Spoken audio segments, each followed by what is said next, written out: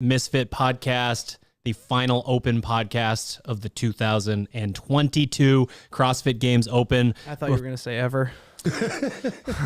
Before we get started, we got a bunch of new listeners. We got a lot of new faces, YouTube and podcast land, and just basically wanted to say thank you. And that, guess what? We do this every single week. So if you like the content that we're putting out, we take a pretty deep dive into the sport of CrossFit, talk to CrossFit Games athletes, and generally have a pretty good time when we're sitting in this room. So make sure you subscribe to our YouTube channel if you have not already, and you can find our podcast anywhere that you find other podcasts.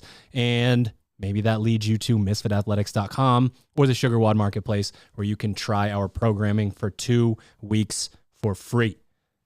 Before we talk about the clean sweep of Sherb in the 2022 Open, we are going to do the week 2 leaderboard. If you would like to be in the week 3 leaderboard and then the final sort of total leaderboard for Misfit Athletics and entered to win some free shit, head to your games dashboard and put the hashtag Misfit Athlete into your hashtags. That puts you onto the leaderboard and puts you in the running for these shout outs and drawings for prizes. We are going to go ladies first. Hannah Hardy with the victory. I believe she was 40th, roughly 40th in the world in this workout and 68th in the world currently overall. That's pretty dope. Not bad. Speaking of having other podcasts, we had a really good episode about how to really take all of the content and the programming and everything that we put out and really put it together and use it to build yourself into an incredible athlete. So first place, Hannah Hardy, shout out. Paige Semenza, Marissa Nichols, Caroline Connors, Alexis Johnson, Sonia Mori, Ashley Corby, Jessica Donahue, Miriam Hazlitt, Shaylin Lohr, Rachel Cannon, Allison Carley, Alex Mueller. Thank you for letting us know on Discord. You can head to discord.gg/Misfit Athletics to join our Discord and have some great conversations. She's with an the community. affiliate subscriber, CrossFit Yes. Zone up in Canada. She is. Lexi Colabianchi, Sophia Shaft, Francesca Jorez, Christina Colvin, Lindsay Lee, Blair Cheney, and hometown hero Lizzie Belbruno. Hey. Who would like the honors on number 1? Sherb is up. Figure he's got to win something. Yeah, only time I'm first. Fuck.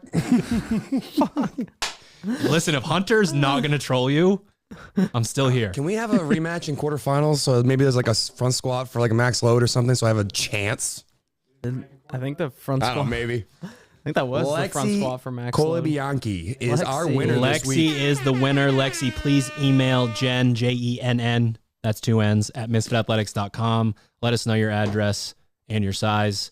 I guess we could probably head into the Sharpen the Axe order archives and figure that out, but please email Jen. Now we have the top 20 men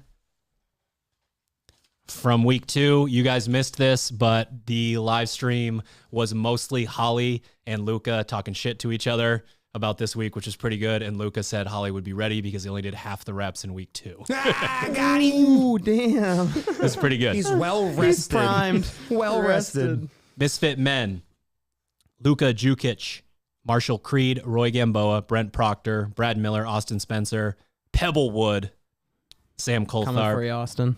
Brody Scott, Chris Colvin, the man with one name, Sherb, Eric Liberdoni, Ross Bradley, Stephen Milanese, Shaq Hamilton, Ryan Cormier, Alex Carrillo, the true man with one name, Xander, George Regis, and Manuel. This is a great last name. It's not Bazooka, but it looks like Bazooka, and that's awesome. Bazoocha. I hope it's Bazooka. Manuel, you can let us know in the Discord if we're screwing this up. But congratulations on being top 20 Misfit men. Hunter, you're up. Did Jen put my name in here? No chance. Well, I'm going to win. I got to win the odds say I got to win this one time. So the odds aren't in your favor. Brent Proctor, also affiliate subscriber. Yes, Brent Proctor, JENN at misfitathletics.com. Please email your sizes and address, knowing that you're an affiliate. Maybe there's some extra stuff in there. Ooh, you never know. Maybe. We like our Team Misfit affiliates. You can head to teammisfit.com or the Sugar WOD Marketplace to get the best affiliate programming in the game. All right, what everyone's been waiting for, gentlemen, just real high level. What did it feel like? Your fingers, half of them were a different color. You looked like you ate a pound of sand. Just like right after, like directly after. You look like you could use an ice cold Coke. I went outside to eat some sand after the workout. I could definitely Sure use made a him Coke. see Jeremy Shockey. Yeah. I want to know what Taste in my defeat tastes mouth. like. I mean, it's Fran. That's exactly what this is. It's like competitor Fran, in my opinion, because of the ease of which you can move through the workout in the front half. Allows you to go pretty quick, and before you know it, you're like, fuck, I'm in the danger zone, and let's try to hang on. And essentially that's how it felt for me from about, I don't know, 10 thrusters into the 115 bar on. I don't know if you felt about the same point. Felt pretty terrible. I did not think it was competitor Fran. I think it will be competitor Fran for the competitors out there. I think this is the defining workout where, like, I think the first two, almost regardless of your fitness level, elicited a pretty similar kind of response from a lot of people. The first workout, like, all kind of cardio, all heart rate. Obviously, some people felt their legs, some people felt their back, some, but not many on the wall walks. Second one was a little bit more of a deadlift workout, whether you were Excuse you, it's a blazing, burpee workout. whether you were blazing through it or not, but definitely kind of that gas tank stimulus. And then Drew and I we kind of talked about it yesterday. We were like, there's got to be a muscle overload type workout. And I think this is the workout where there are quite a few different types of athletes. We talked about it a little bit kind of at the affiliate level, but at the competitor level, it's going to be like, there are some athletes who this is going to be a fucking atrocious workout for, because they're going to be able to go so hard. Sure. For kind of that intermediate level competitor, I guess, like that where we're at, it's like there's definitely a strategy element where you kind of have to know yourself. And I was talking to some of our campers who are here now, where I was like, I've kind of found that being not like necessarily a power athlete, as long as I keep myself kind of below my muscular failure threshold, I can move pretty consistently. So it's a different workout for different levels of athlete. And this is the one where we'll see the leaderboard kind of spread out quite a bit more than maybe in the previous couple workouts. Hunter and I had a meeting this week preparing for training camp that's at Misfit HQ this weekend. And we talked about how when you have a true gas workout, and someone's got a robust gas tank, especially somebody who errs on the side of being a little bit bigger, can really sort of rev machines up. We find a lot of times that those athletes get a little too excited about it. And even though they have the skill set where if they did it properly, they might win, they just go out too hard. And then we get an athlete, Hunter's, sort of a self-described non-power athlete. He knows he has to go into it a certain way. And then he ends up beating someone who could potentially beat him if they had that perfect plan. But sometimes being that powerful and being able to make movements feel really easy at the beginning of a workout can be a trap. So basically what we're going to do now is just we'll go through warm up, and then we'll go through strategy, movement, mindset like we have the last 2 weeks. So this week might be the most important for our heart rate machine sweat check. When your body does higher, moderate rep thrusters, with that bigger gap in between, can be even more of a problem for your body. Blood starts to pool up, becomes a bit more of an issue. If you shock it with that without having gone through the proper warm-up, you are asking for a worse score. Now, obviously you're comparing yourself to yourself, but you will do better if you can really take the time to follow this warm-up. So if you haven't been listening so far, the last couple of weeks here, we got 5 minutes. I would recommend personally on a C2 bike, if you have one, 160 minus your age as a heart rate, 5 minutes at 165 minus your age. And then that final 5 minutes, especially if you typically take a little bit longer to get that upper body warm, we can switch over to air bike, row, ski, get that upper body involved a little bit, sort of send it through that. But I think that first 10 minutes on whatever bike you have, preferably a C2 bike, to really take the time to slowly send the blood out to your entire body will make a difference when you address that final barbell and you don't feel like you have cement legs. Make it about the fact that it's heavy, that it's gas. Don't make it about the fact that you feel like, somebody filled your legs with cement. Yeah, the vibe that I felt during the last barbell was definitely a little bit more of the cement legs because of the frantic nature of the middle set and maybe not doing the things that I needed to do well enough in the warm up. Like I tried to make sure that I got the sweat check going, sat on an echo bike to get the upper body and lower body kind of moving in unison there. And I just like that machine as opposed to the C2 bike because I want to involve my upper body. But I definitely felt a little bit of a pump in the legs. And I think that was just nothing more than shocking the system in that middle set of 18 thrusters. From there, we're looking for, you sort of take that time, let your heart rate come back down, specific mobility and activation. Some people's arms fly straight up over their head without overextending, and some people really need to take the time to open that stuff up. And if we are going to continue to train and prep for quarterfinals, it doesn't really matter if you're that type of person. Let's get good, adequate blood flow to the areas. Let's get your crossover symmetry done. Let's work through some longer ranges of motion with your kip just to make sure, you're really fully open and ready for that. And then the primer is a bit more unique this week. I like it when an athlete does the thing that they're about to do right before they go.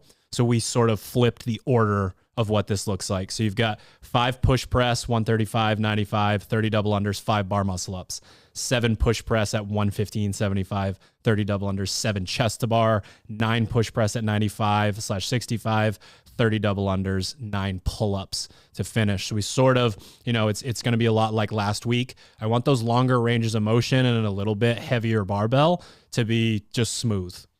This is a primer, but we want to make sure that we're finishing strong with that. So when you get done that set of chest to bar, you run over, you grab your bar, it's 9 push press, 30 double unders, and 9 pull-ups as quick as you can, and let that be sort of that trigger to get going there. There is a reason why the thrusters aren't in that warm-up. We want to keep it dynamic and make it about the heart rate and not about, any sort of fatigue setting in. So I personally would ask an athlete to warm up their thruster after that. Obviously, if you're doing your specific mobility, you're sitting in the bottom of a squat, you're doing some pressing, that's totally fine. But I would like to see that thruster warm up for a lot of athletes, especially athletes that struggle with thrusters, to come after that. Really make sure that you're getting through, efficient movement patterns and all that good stuff. All right, strategy. Strategy with this workout, sort of similar to last week in that there are multiple strategies here.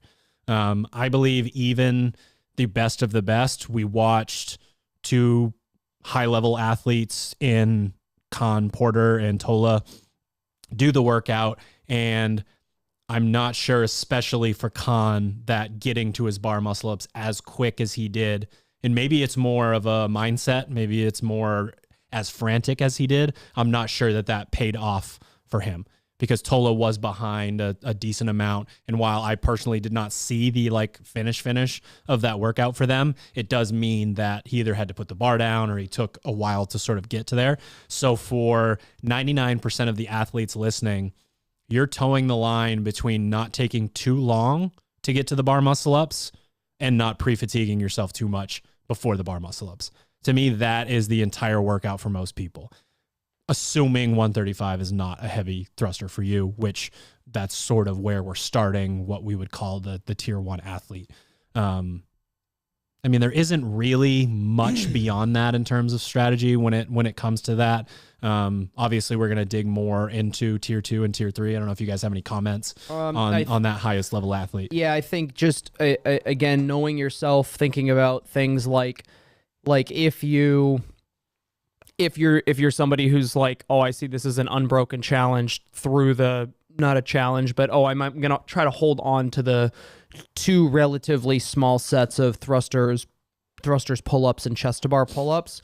Ask yourself, how long are you going to need to rest before you hop up for that first bar muscle up set? What does that do to the number of sets that you need for the bar muscle ups? And again revisit the first question: how much rest do you need in those sets? Because again, it's always a trade-off when you're saying like, I am not going to put this barbell down. It's like, great, you obviously save time because you're not resting between sets, but you're always resting between movements. And the double unders, the double unders are basically just like an inconvenience. If you saw this workout written as 21, 18, 15 of thruster or gymnastics movement and thrusters, I feel like people's mindsets might be a little bit different, but I think you just have to evaluate whether or not trying to hold on for those big sets are going to be worth it when you have to exchange the rest period between your sets for the metabolic demand that those movements require up to that point. Yeah, and I mean, it's one of those things where us as coaches knowing what the range of motion looks like in this, size is a factor, right? So there could be an athlete who's, two athletes who metabolically are very similar that are on that line. Smaller athlete is, I can stay kind of calm and smooth through this. Bigger athlete, it might make more sense to maybe just save a little bit for that big finish, to drop the bar once early or to do 2 sets on your chest to bar, so that like, hey, I am a bigger athlete. I generate more power, mass moves mass. I know that the pain train comes when I pick up that final bar. Yeah, I was definitely a little bit concerned. I knew Sherb wasn't what he was. I had a little bit of breathing room, but not much. And if he had, I think I felt a little bit more at ease after the last set, hearing your last set of double unders, respectfully. No, they didn't go good. So you're absolutely spot on. They did not go well. But when I picked up that bar, I was definitely concerned. I was like, I was mentally prepared to do something stupid like 5 sets of 3, depending on how it felt. And then it kind of felt better as I went. But it was like, again, it's the difference between, on the bar muscle ups, it's like if you're doing a lot of small sets, like a lot of small sets means a lot of small rest. It has to be a very small rest periods. And the same thing with the barbell. Like if you stand around and stare at it for 15 seconds before you do it unbroken, like the last bar is a different story, but in the middle of the workout, if it's like you do your 15 thrusters, then it takes you 20 seconds to start your bar muscle ups. Right. Was it worth it? Yep. Yeah, this is a chance where if you don't have someone in your corner that's there to remind you to go, that you could get yourself into a very easy trap of taking a 5-second rest, turning into a 10, 15, 20, 25-second rest, because what you guys described a minute ago was kind of my plan, was hopefully we can get to the final barbell at about the same time, and I am bigger than him, so in theory I should be able to do more reps of this and catch him at the end. And we finished the 11 bar muscle ups at almost the exact same time. I think you were probably a bar muscle up ahead of me, or roughly, and then you hopped up probably. Well, I think we got through 11. At one point, you had both done 11. We had both done 11, and then I hopped up. Yeah, but you were ahead still, of me. Yeah, you hopped up ahead of me, and you probably got to 13 before I hopped back on the bar again. That's the most he's going to troll him too. And sad. And when you did that, you were able to finish your set of 4 there, go to the double unders and start right away. Whereas I did my 4, then I took a second to pick my jump rope up, did like 15 double unders, and I think I did like 13 more than like 2 singles. I'm pretty sure I did 2 single double unders, which is not great. But then having gone over to the barbell, single double, you had just dropped your bar, and I heard your judge say, I think 11, and I was like, I'm not fucking catching. I'm not going to make up an 11 rep gap. I heard it, and I was like, try me, Sherb. Try. If it were close, I was listening. Maybe I would try. I know. But then I got to that final barbell, was able to move through about, I don't know, 7 or 8 kind of smoothly, and the last 2 were pretty ugly, and I put the bar down and had to finish with 5. But at that point, you'd already done. So it's fine to make that like adjustment, or make that like bargain with yourself that I might take a little bit of rest to be able to push to the finish. But you got to know that there's a very thin line between resting so much that you did it unbroken, and hey, maybe you should have done 2 sets because you probably would have got a better score that way. So you just need to have someone there that hopefully can keep your ego in check and hold you accountable if you decide to think of, hey, I'll end big and strong. And it's like, how often do you end a workout with like... Through the 18 thrusters, if you're breaking this workout up, it's because you chose to. If the workout forces you to break it up, you're going to end up in a pretty bad spot. Yeah, I'd agree. So tier 2 is extremely simple to explain. We are breaking up like no ifs, ands, or buts, 18 thrusters, the chest to bar pull-ups and the thrusters again. Like, You mean the 21 thrusters or the no. Yeah, sorry. second? You mean the second bar? Going Yes. unbroken Yeah. on the 21 pull-ups and Yes, the yeah. first set? Good. Okay. So you're going unbroken to begin, and then you're breaking everything up, obviously, other than the double unders, until you get 2 bar muscle ups. The bar muscle ups at that point, you need to, like, it's weird. So if this was quarterfinals or if this was semifinals, you do need to take a chance. If you're trying to go 2 sets and you're not 100% sure, those are the moments when you should do something like that. If you're way ahead in the open, you're not super worried about it. It is a good time to try and figure out whether those gambles are going to be able to pay off without like huge consequences. But basically, once you get to that point, it's by any means necessary everything you got once you get to the bar muscle ups. Yeah, I think in your head you have to have an idea. Like, you have to think to yourself, like, high metabolic fatigue, high muscular fatigue are going to be a factor. How many sets do you need to get 15 bar muscle ups done? And I think that's probably the one movement in the entire workout where time will just evaporate between sets of bar muscle ups and making sure, like, I think Paige said I went 4-3-4-4 on my bar muscle ups. So 4 sets. And I think like thinking back, I'm pretty happy with that. I don't know that doing 3 sets would have helped me all that much. I probably would have been standing around a lot longer, but at the same time, if I had kind of been, I knew in my head, like, I don't want to have to stop my bar muscle ups and then do another one. I would rather catch my breath on the double unders. So it's about kind of having, this or that number of sets. It's like 3 or 4 sets of bar muscle ups, but don't do more sets than you have to, because time goes by, twice as fast after the bar muscle ups. Just takes a lot. It's like picking up a really heavy barbell. But even, I would say it takes even longer. Tiers 3 to 4.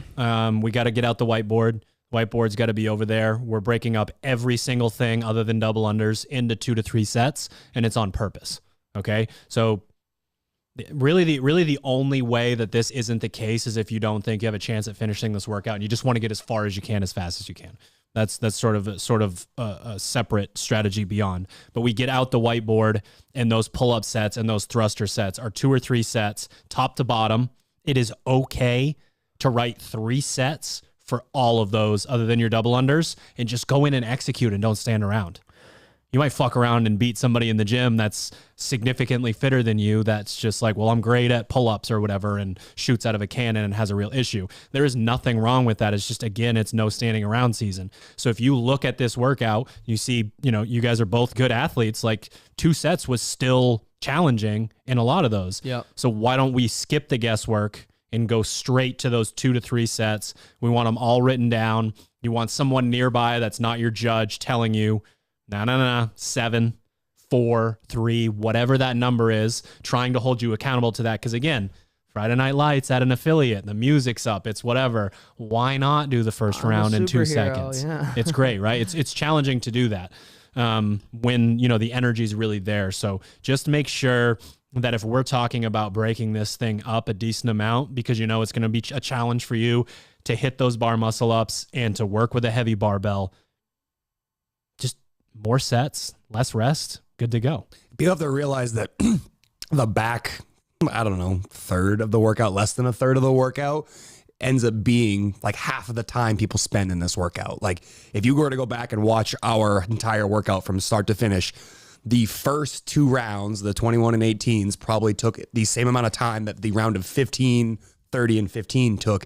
And you have to realize that if you overextend yourself in that first half, you have no chance to stay moving in the back half. So being like controlled with your chaos in the front half and literally being deliberate with, I think some of those, like maybe tier 4 athletes, those ones that are maybe excited to get a couple of bar muscle ups or get a handful in there, can be even more cautious than that. Because if you toe that line of my heart rate, you have a rough idea of what that zone looks like for you, where you start to feel like you're out of control. If you can stay just below that all the way kind of through the 18s, and you get a chance to hop up on that bar muscle up and not have your heart in your throat, there's a good chance you can kind of chip away at this workout. And I think we're going to see a lot of athletes that we would consider, maybe not competitors, but high-level affiliate athletes doing really, really well in this workout, because they're going to be like, I can't hang with that silly strategy. I'm going to break shit up a bunch, and I'm going to beat a bunch of people who are competitors, just because I went into it with a more controlled mindset out the gate, instead of just saying, let's wing it because the music's up. Like, I really do think you'll see a lot of, competitors look around their gym and be like, how do these people who come here 4 days a week being somewhat close to me? And that's just because they had a different mindset going to the workout. And that matters so much in this kind of workout. All right, we got to move on to movement and mindset. But first, just a quick break to shout out the sponsor of today's podcast. Really exciting news at Proper Fuel. The 2-year anniversary of this company is coming up. And to celebrate the past 2 years, we are going to start accepting applications for brand ambassadors. You can head to properfuel.co/join the pack, and you're going to be able to apply right on the website. Now, if you are accepted into this program, you get a free gift pack. It's got the pre-workout, it's got the post-workout, shaker bottle, some proper swag, all that good stuff. And you get a discount code where you get to work towards free product, eventually being able to make money as a sponsored athlete, all that good stuff. So really exciting. If you're not familiar with Proper Fuel, we've got pre-workout and post-workout. Every single ingredient that's in there is scientifically proven to move the needle.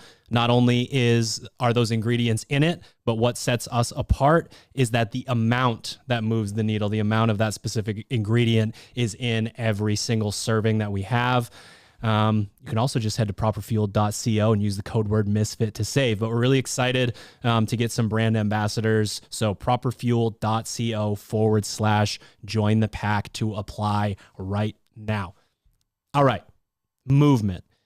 We shot a quick tip video for this, and I really feel like this progression through adding to the skill, sort of building on it, and then adding weight is the type of thing where you're either fucked or you're using it to your advantage.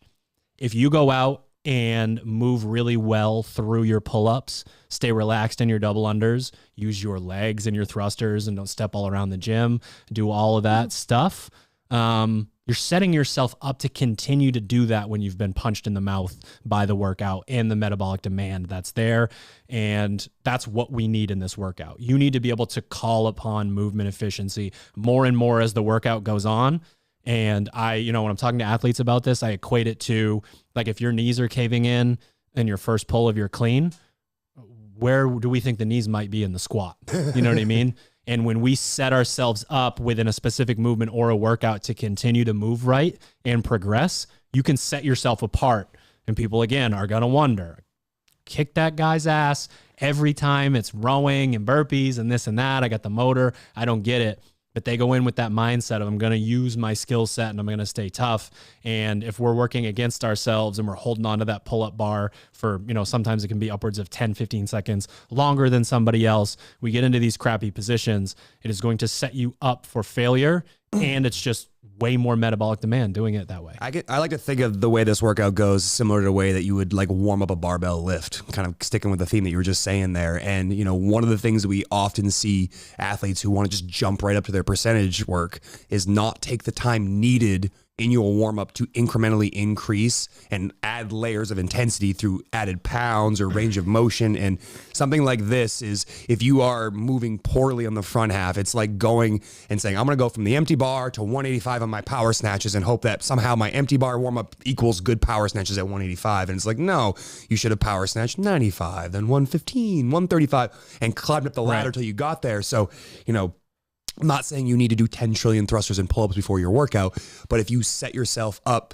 to think about moving very smoothly, like the things I thought were really important in the quick tip video that you shot before this podcast, where, in your pull-ups, think about trying to do the work behind the barbell and, get into those good shapes we're always talking about in all our tip videos, or the pull bar, excuse me. And then when it gets time to go to the barbell, it's making sure that you create that violent hip and knee extension so that you're not pressing unnecessarily, because that press is going to add time under tension and is going to add a higher heart rate and make this workout much more difficult, especially with what feels like inconsequential double unders.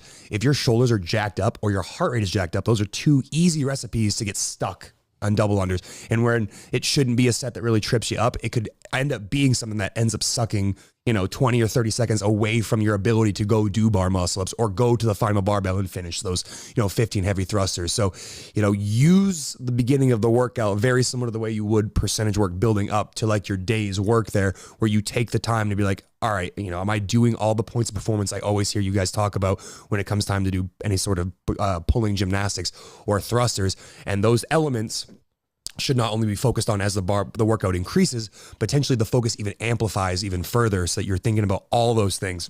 Because we see the highest level performers have little mantras when they're doing things like chest to bar pull-ups and bar muscle-ups, because it helps them distract from the metabolic, maybe fatigue of the workout. And all they're thinking of is the simple things like feet, hips, feet, hips, feet, hips, hips, knees, hips, knees, hips, knees. And that allows them to be more, I wouldn't say checked out, but like laser focused on the task at hand and not thinking about all the extraneous factors that could derail you. Yeah, I mean, when you're in the shit, when you're in the middle of it, it is a gift to be able to think about movement efficiency, because one, it's going to make it easier.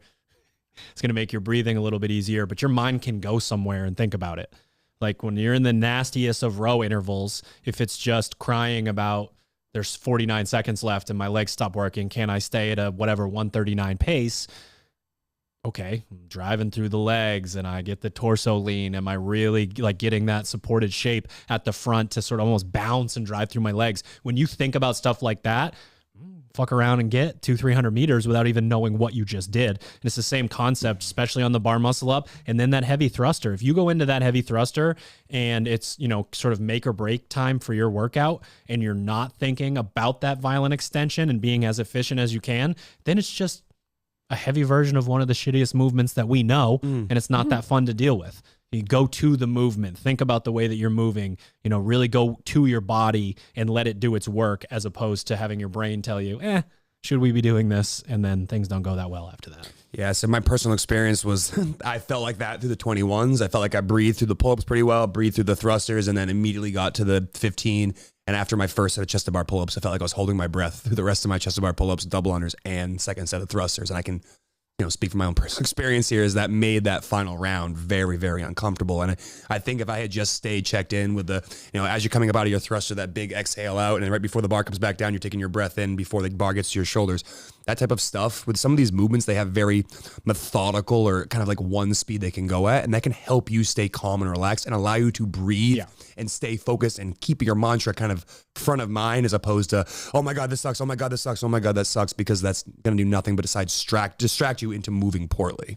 Yeah, I think this conversation starts with your warm up and the mobility portion. All of these movements have like pretty high kind of range of motion demands, whether between the front rack, the squat, ankle range of motion, and then your all of your bar pull gymnastics, whether that's internal shoulder rotation, kind of good overhead positioning, both with the barbell and the bar muscle up, for example. So if you're somebody who's particularly tight, spend the extra time like warming up, flossing, allowing yourself to be in those positions, because even if you are as mechanical as you can possibly be, if those positions are still poor, it doesn't really matter. Maybe it's the best that you can do, but if that the difference is spending more time with a floss band, stretching, like those sorts of things, that can make a huge difference in workouts like this. Like the previous two workouts didn't really have that kind of range of motion requirement, as far as like, oh, I don't need to warm up my hips for squatting. It's like I'm jumping, I'm dumbbell snatching. It's different. Everybody understands it's different than like squatting and the bar pull gymnastics. And then, yeah, you kind of alluded to it at the end. All of these movements, when done kind of in a vacuum, have that one speed. We talk a lot about this, like you're a set of 21 thrusters. Like, sure, you could pull the barbell down and drive it up as fast as you can, and you could do it in 35 seconds instead of like 40 seconds. This isn't that kind of workout. So it just means that the range of motion to do your repetitions is the same no matter what. So the kind of independent variable is the quality of that movement. And if you're in your toes on the thruster, if you're not using your hips in the gymnastics movements, if you're relying on that musculature, especially early on, you're burying yourself metabolically when you're making the movement a lot harder than it has to be. So for anybody that hasn't watched the video yet, super fast, quick hitting, Cliff's notes, quick tip of the quick tip. All of our gymnastics are hip driven. We use from our hip to our foot, our entire leg, to create leverage over our hip, and then the hip is what is driving the action.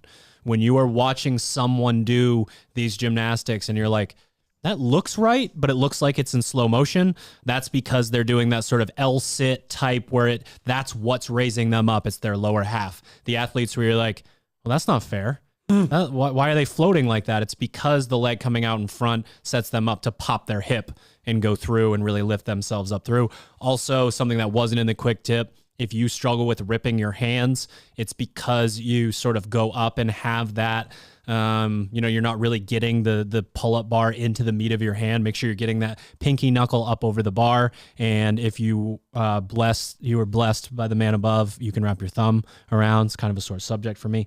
That was actually just a question from last night in Discord. And that's actually something I went in there last night and noticed that people were talking about, how come my palm tears, or how come this finger tears or that tears? And sometimes it's just nothing more than like making sure you set yourself up. Yeah. At the very basic level, it's like stepping out into your squat and making sure your feet are where they need to be for a back squat. If you don't start there, like the rest of the stuff's good and all, like thanks to the tips, but like you got to start with the basics. Very true. Double unders can either be the reason why you beat your pal, or they could be the reason why the pal that has never beat you beats you. Step up to that thing, pick it up like it's a boring warm up, stay loose. Stay long. You got there. Just wait. Use your wrists instead of your shoulders and make them the non-factor that they are. It is possible for that not to happen. Maybe you set up in front of a J cup and continue to whip it with your rope in the first round. I just thought there was a nice bell ringing in the gym. The second the workout started, I looked at Preston and was like, "How close is he to that J cup?" And then I only hit it for ping, ping. I'm like, my 42. I think I hit it on 38 of them. I don't want to say any more about it because that could insinuate that we need to think of just jump, step up, stay loose, do a really small double unders. Spin your wrist. Something that was an epiphany for me early on in my coaching career was when I see enough people who say, I love wall balls, I love thrusters, I like these movements. I try to dismiss what I think the movement pattern is supposed to be and just watch those people. And if there's a similarity, then I know that maybe just because it's CrossFit and it's nuanced and different, I can pull something out of it. People who love thrusters and wall balls look like their feet are bolted to the floor. They might be. My feet might be bolted to the floor. Because surface area, from the world of physics, it's nice to have a nice wide, strong base when you are moving weight. And we are able to keep that weight distribution where we want it, that entire foot's on the floor. That gives us stability. It makes it so that we don't just have, an ankle, not the front half of our foot. And then the rest of your body is above your heels, right? So we got to stay really planted there so that we can drive up through our feet. The other thing that I see that's essentially just a byproduct of keeping your heels down is that we don't throw that hip forward and get on the front half of the foot. So a lot of people go through that beginner's class, they go through their L1, whatever it is, and they hear hips, hips, hips. It's a great coaching cue because when your knees snap back and your hips go forward, your torso flies up, right? So it really makes that barbell move, but we get athletes that get so obsessed. But you need both. Exactly. They get obsessed with, I personally like to think that the hip extension happens naturally because of knee extension and the fact that we're going up. If an athlete has a little bit of an extra, like squeeze the butt, I'm okay with that. But that normally just comes from natural, intuitive human movement. I think that's also like an anatomical thing too. It depends on your squat style, squat type, anthropometry, that sort of thing. For sure. So as we do that, nice word. What's amazing is the barbell shoots off your shoulders for no damn reason other than the fact that you squatted with a little bit of power, act like how you're supposed to, and we're keeping tension. You know, elbows are staying wound in, full grip on the bar. We're pressing it up overhead. We're using the barbell to knock us back into the next squat so we don't press early, we don't squat early. This stuff matters. Like at the highest levels, especially, this stuff matters because, again, we keep making it harder. Like normally workouts like Fran get easier. Like the round of 9 and 9 is like, cool. Thanks for making me do that. Yeah. Thanks for breaking my cow lamp. Like it's a wazi. This workout, not only do the reps stay pretty meaty through the entire thing, other than those random double unders that are in there that Sherb wishes there were more of. Yeah, I wish they double the double unders. The workout gets more challenging the entire time through the weight. You know, it's sort of how they allow high skill gymnastics or heavy barbells to end up in the open when it's a community based thing. So again, just these things matter so much because basically every single person listening to this podcast could walk over and easily do 21 thrusters at their opening weight.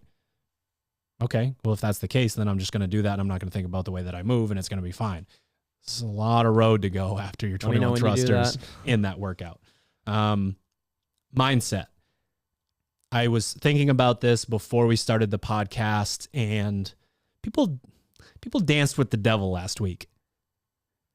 And I really think that Go on. because they did that, because that same feeling of like, can I do these final burpees? Like, is it possible for me? Looking at me like Hunter randomly like looking like his body fails, so he just starts stepping back random. You know what I mean? Like everyone had those moments in that workout of like, whoa, baby! Like this is 100 burpees and 100 deadlifts. Boom, boom, boom. Mixed together in a way that it fucks you up pretty good. Yeah. I don't believe that this workout this week is that. I believe this workout requires much more mental focus throughout the entire thing. And again, I'm telling you right now, obsessing over the way that you move in the depths of this workout is going to be a gift. It's going to allow you to keep moving. It's going to allow you to be efficient when you feel like you can't be. Staying focused there. And then, I don't know, man, like pulling from last week. I already did that. That was crazy. That was fucking insane. Yeah. Bobbing up and down, flopping on the ground back and forth for whatever, 8 to 10 minutes. Like there's something to that. You've been through these experiences. If you follow Misfit Athletics, you have been through way too many of these experiences. Yeah. You know, every single stimulus and movement combination. And everyone always says you guys predict the workouts because you just wrote this one. Turns out if you just try to use variance, that does happen. But it's so important to us for this exact reason, because we've put you through this. We've put you through worse. So here we go. Go do it. Hunter, your version of last year's final workout is spicy. Yeah, I was going to remind, and I think we actually just shot the tip for the affiliates because we had what was the first one, I think, and this applies for the Misfit Athletics too, because we adapted it. It was December 6th. Yep. Phase 4, it was that shitty 20-minute AMRAP of 10 super heavy thrusters, burpee muscle ups, and double unders. And then we had that, the adapted kind of like beefed up version of last year's 21.3 that we put everybody through in a phase or two ago. It's I would say that this workout is not, it's certainly not worse than those other ones. Well, I'll qualify that. I'm not fit enough to make it worse. I don't think that it will be based on like the other two workouts that you guys have done. The point is that you are well prepared for this sort of workout. The way that you succeed in this thing is doing the things that we were just talking about, the movement prep stuff, the kind of, be smart, have that strategy. The first two open workouts where you're like, oh, this is fun, everybody can participate sort of thing. 22.3 is the efficiency test. It's the high skill level, tier 1 athlete. Like what kind of movement efficiency do you have in these high skill movements? And when the barbell gets, 135 pounds isn't all that heavy, but when you're talking about a thruster for 15 reps under a lot of metabolic duress. What did you do before that? Really? Not much. Yeah, not much. Right. I don't do that. Yeah, I mean, this is, I think this is pretty close to in line with what we thought was going to happen this week. I thought it was going to be sort of this with toes to bar, only because I thought maybe they were going for that, sort of accessibility, put it in that range. But obviously we've got another good workout. We can do some predictions if we want for fun. We haven't done that yet. What do you guys think is the top score? Because we've seen some people just blow the doors off of workouts. Well, Sherb has to share the information that he's privy to. Well, yeah, Austin said he decided to take a bathroom break before his session today and decided to watch the entirety of Noah Olson's workout. And while he was using the restroom, and it took him 4.5 minutes. He's taking a pee. Yeah, exactly. Yeah, Austin peed really and Noah long Olson was pee. done. 4.5 is somebody. So who's going to beat somebody? There's going to be that? there's a chance, obviously. There's the, Dakota Rager or something like that who'd come out of the woodwork and do something impressive. But, I think Colton 4:10, 4:15 is going to be, I don't think anyone's breaking 4. Is anybody I don't think anyone's 4? breaking 4. Women? I don't think so. Every time I Say fucking Tia? refresh. No, I was gonna say Mal O'Brien. Mal, Every time yeah. I fucking refresh the leaderboard at Monday at 8:02 p.m., I'm just like, the fuck is this lady doing? Just Yeah, you assume 18-year-old this is a Mal or a Tia workout. Tia's thruster workouts are Silly. very silly. Yeah, so Rather silly. She treated the 33, 27, Although who won Fran. who won the 10 down to 1 at the games with the heavy thrusters? Mal. Right. Yeah. She's kind of strong. Yeah, she's kind of strong. Different. That would be a fucking gnarly race to watch. Anything else? Any final thoughts for this? I'll say we'll see somebody. We'll see a female like 358. Oh my goodness. Giddy up. That's yeah.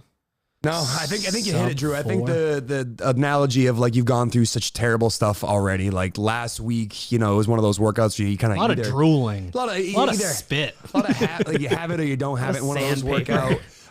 The only difference to me, obviously, than in the skill element of this workout versus last week, which is pick them up and move, is that there's a strategy element that wasn't kind of there last week. I mean, some people were breaking up deadlifts because they had to, but there's a strategy element to this week where you might go through this once. And I actually said this to you as we were standing out there doing the affiliate tips. It's like, this is a workout I could very easily seeing someone do 2 or 3 times and doing, not changing their fitness, but just doing a slightly different strategy and lopping off 10 seconds there on their retest this first time and maybe another 10 seconds the second time. And it has nothing to do with their fitness. It has to do with their mindset of how they approach the workout. So, not that the open really matters for anyone who's looking to advance past this stage, but, this is for a lot of people their season. So if you think there's something there for you to gain by doing it a second or third time. And if nothing more, just to prove to yourself that hey, you've worked really hard the last season and you didn't give the best performance you gave the last week of the Open and you want to try it again. Outside of tearing your hands, I don't really feel like I'm going to be incredibly sore from what we did today. I mean, a little bit, but yeah, I'll we flush saw a lot of athletes battling for, and I would say more maybe at the affiliate level, battling for a couple reps in last week's workout, the deadlift burpee thing. A lot of folks were getting stuck at a pretty similar point. But yeah, I think I would agree with that. Just thinking back to how I did the workout, not as much I can make it easier. It's just I probably didn't need to rest there. I could probably try to shorten up my rest periods a little bit. And I think when you over the course of this type of workout, you could certainly lop off 10, 20 seconds, you're not going to like it, but you could definitely do it. Be worth it though. Yeah. And if you're not that fit and you love bar muscle ups, have a moment like this by Kelly Clarkson ready. You go turn that on, turn the lights off, get a spotlight on you, strut up. Be that person, knock out 5 or 6, be the hero of the day. All right, ladies and gents, thank you for tuning in to another episode of the Misfit podcast. Remember, if you are a brand spanking new listener to the podcast, we do this damn thing every single week, and you can find us on YouTube or anywhere that you find podcasts. And thank you to our show sponsor, Proper Fuel, properfuel.co/join the pack. We are accepting brand ambassador applications for the very first time. It's fairly strenuous, Hunter. You have to put more than wasabi steak onto your Instagram. I So won't do you it. are Can't do it. officially Can't do disqualified. it. Sorry. Yep. I'm out. I'll catch you guys yeah. later. That's it. Make sure you add hashtag Misfit Athlete to your Open Leaderboard so you can be mentioned in the top 20 and entered into the drawing in our Open Recap podcast. We will see you for that podcast and then the quarterfinals. Good luck.